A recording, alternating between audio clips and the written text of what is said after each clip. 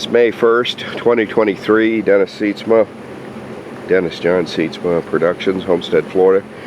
3.7 liter Mercruiser, 4-cylinder.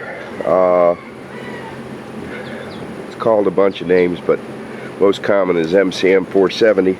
Once a year I like to pull a seawater elbow and replace the gasket here, because my empirical experience has been that corrosion can develop on this aluminum, very expensive aluminum exhaust manifold from the iron or steel seawater elbow. So it's a good idea to replace this gasket once a year to prevent corrosion building up on the lower.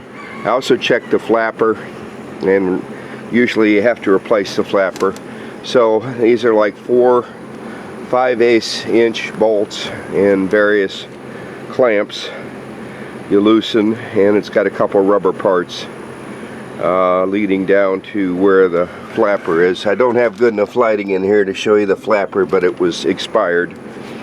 So when you replace this flapper, I think I got an OEM one, but anyway, this is a EMP, Engineered Marine Products 32-08302 exhaust shutter, replaces MC 60930 and others, made in China. The exhaust elbow is HGE 8561, and you got to have the grommets, the 25-438-809, 2 of these, because they get kind of toasty and they don't want to fit back in. And the 2 grommets is what holds the flapper, and some people argue whether the flapper is necessary or not, but I like to keep mine in good working order because I think it does prevent water getting into the engine. And there's some service bulletins that you need to pay attention to on this seawater elbow about the torque specs. And it's service bulletin 80-6 talks about torquing it properly, and these service bulletins came out and a lot of people didn't know about them.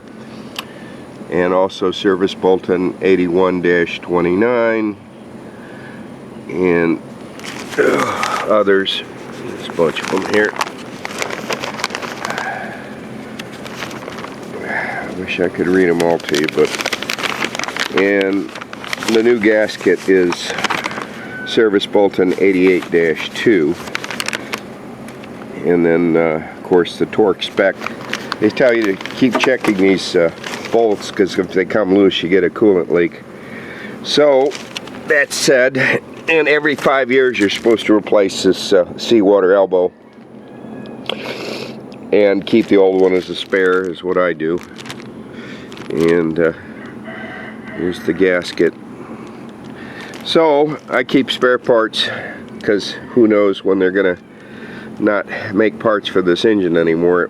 It was produced from 1976 until 1989, and they stopped production in 1989. But it makes between 165 and 190 horsepower, and for the size and the weight of it, there's no replacement for it for the same size and weight.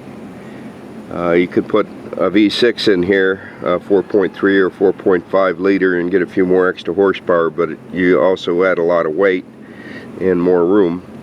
Or you go down in horsepower to the 130 horsepower, and that's also a steel block, so you have the weight disadvantage. So for a lot of reasons, a lot of people are keeping this old 3.7 liter with all its different names that Mercruiser named it from 1976 to 1989 in service. Hope you enjoy the video.